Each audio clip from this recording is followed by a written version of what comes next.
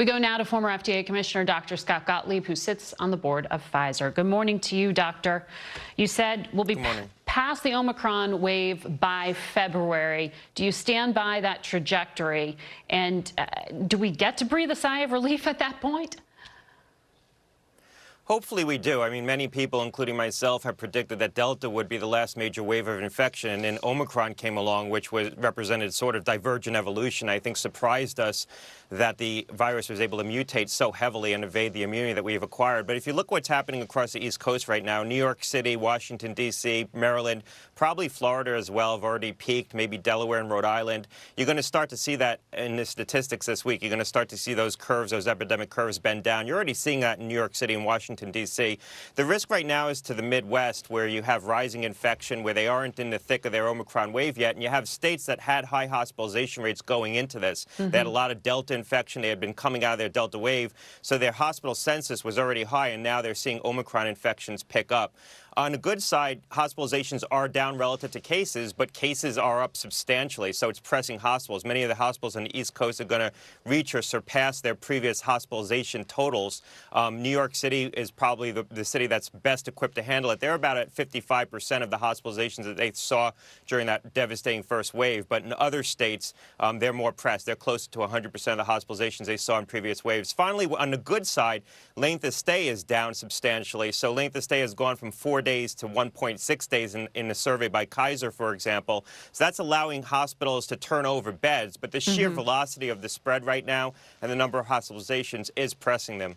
Yeah, the speed of this is just incredible. What should parents do over the next 2 to 3 weeks? Because the unprotected are those ages 4 and under. We know it's just not realistic for parents to not drop their kids off at daycare tomorrow or not send their kids to preschool.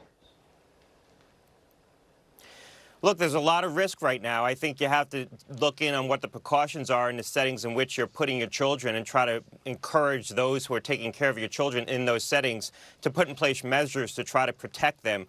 The risk is to young children right now. If you look at New York City, for example, fully 55% of the hospitalizations, the pediatric hospitalizations, are children ages 0 to 4, and they only represent 26% of the population. So we're seeing a lot of hospitalizations in those younger age groups where the children are largely unvaccinated, 5 to 11 as well, where vaccination rates are very low. Only 16% of 5 to 11-year-olds have been fully vaccinated. I think the old rules apply. Try to encourage social pods in those settings, hand hygiene. I think masks can be helpful where they can be worn. It's hard with the very young kids.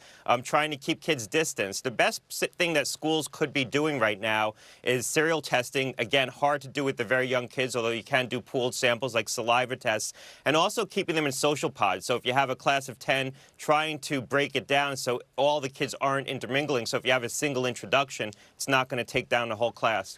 So the CDC guidelines, we've talked about this for years now. They continue to be changing. They continue to be murky. Can you help, if I tick through some of these basics, can you help give us some clarity here? The UK says 10 to 13% of people will still be infectious from COVID on day 6. On day 6 in the United States, the CDC says you can go back to work, you can go back to school, but they tell you don't go to a restaurant and don't travel. What do you do on day 6, doctor?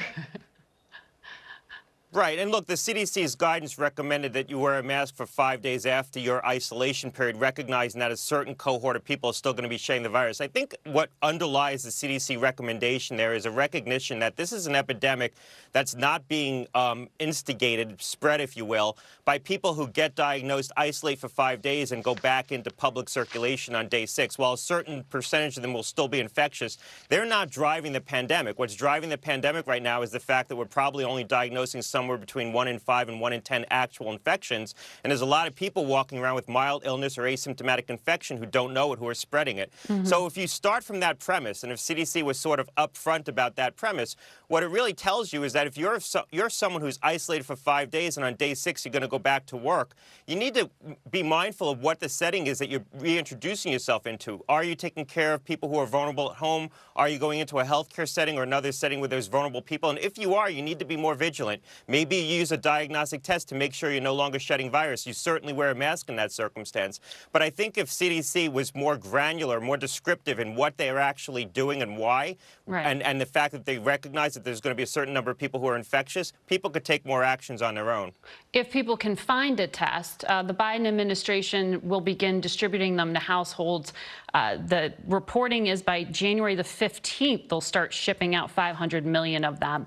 That's not really going to help people on the East Coast right now who are trying to find, in the midst of this surge, a way to test like you're describing.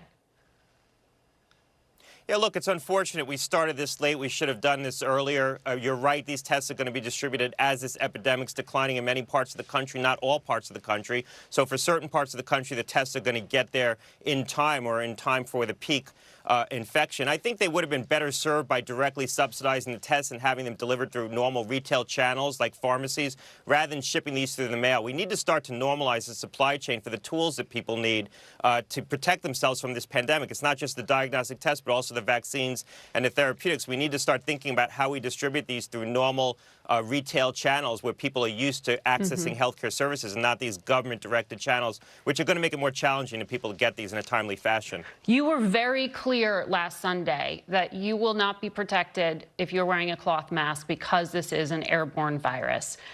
Given how transmissible this is, what counts as an exposure these days? Does the 15 minutes at 6 feet of distance mean anything? Or is you walking down the street and passing someone by going to expose you just the same? Yeah, look, I certainly don't think an outdoor setting it represents the same level of risk, and that's been consistent all the way through. But the reality is that your risk is binary. You can have a casual encounter and contract the illness. You can have a prolonged encounter and not. CDC, with those kinds of recommendations about 15 minutes of cumulative exposure, things like that, with 6 feet of distance, they're trying to gauge, on average, where the highest risk of exposure occurs. And it occurs with prolonged exposures in confined settings, with people who are infected. We know that. But the reality is, with an airborne illness like this, if you're in a setting, a confined setting that has poor air circulation, it doesn't matter if you're 6 feet or 10 feet, you're going to be at risk of contracting it. And this isn't like radiation where you have a cumulative risk. Which is why the mask matters so much. Dr. Gottlieb, thank you for your time today. We'll be right back with more Face the Nation. Stay with us. Thanks a lot.